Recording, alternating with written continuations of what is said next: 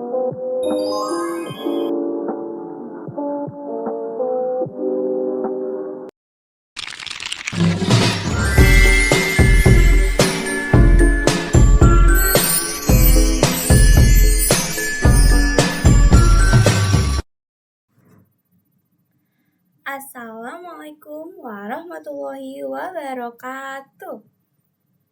Alhamdulillahirrabbilalamin. Wassalatu wassalamu ala asyrafil anbiya'i wal mursalin wa ala alihi wa sahbihi ajma'in. Amma ba'du. Pertama-tama, marilah kita panjatkan puji dan syukur atas kehadirat Allah Subhanahu wa Ta'ala. Karena berkat hidayahnya lah kita dapat berkumpul di hari ini yang cerah ini. Perkenalkan, saya Siti Kartika Putri, absen 33 dari kelas 11 S1. Tema yang akan saya sampaikan saat ini adalah pacaran dalam Islam. Seperti yang kita ketahui, pacaran telah menjadi hal yang dianggap lumrah terjadi pada saat ini. Hal ini merupakan pendapat yang salah. Mengapa? Karena terlalu banyak hal di dalam pacaran yang bisa membawa kita pada kehancuran. Memang pertamanya enak, tetapi yang namanya penyesalan akan selalu hadir di akhir. Mungkin ada yang berpendapat bahwa pacaran itu sebagai penyemangat. Tetapi saat kalian ada masalah dengan pacar kalian, lalu kalian malas untuk melakukan segala hal, apakah itu yang namanya penyemangat?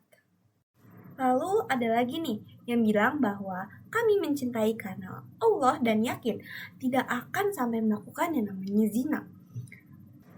Jadi kami hanya berhubungan lewat WhatsApp saja. Tetapi yang namanya pacaran aja itu udah dekat sama yang namanya zina.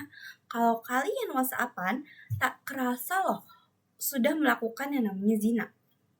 Ya mungkin kalian akan mengira itu cuma sedikit, tetapi lama-lama akan menjadi bukit. Mungkin pertamanya hanya WhatsAppan saja, lalu lama-kelamaan pasti ingin bertemu.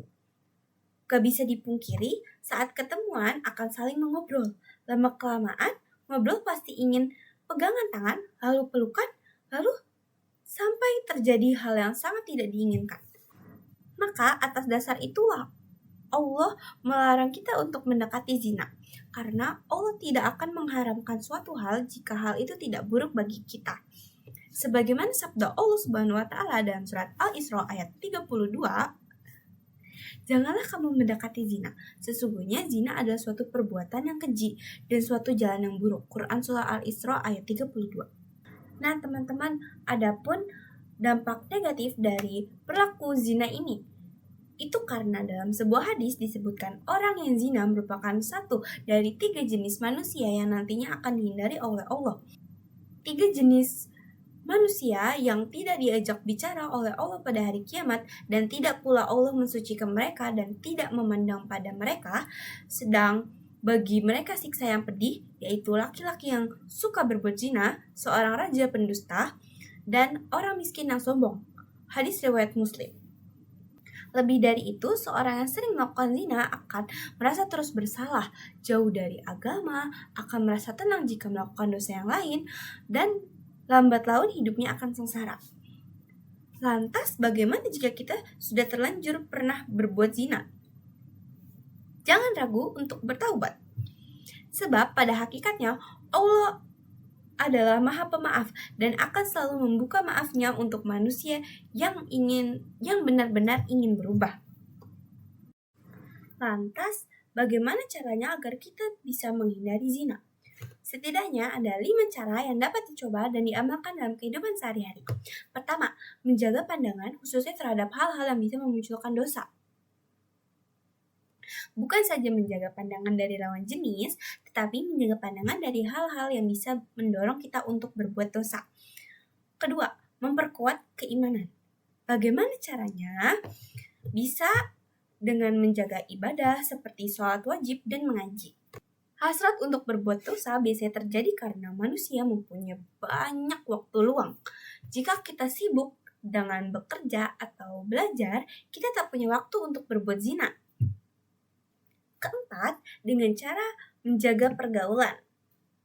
Lalu yang kelima atau yang terakhir, berdoa kepada Allah Subhanahu wa taala. Setelah kita berikhtiar maksimal, selanjutnya berdoalah kepada Allah supaya kita dihindarkan dari perbuatan dosa.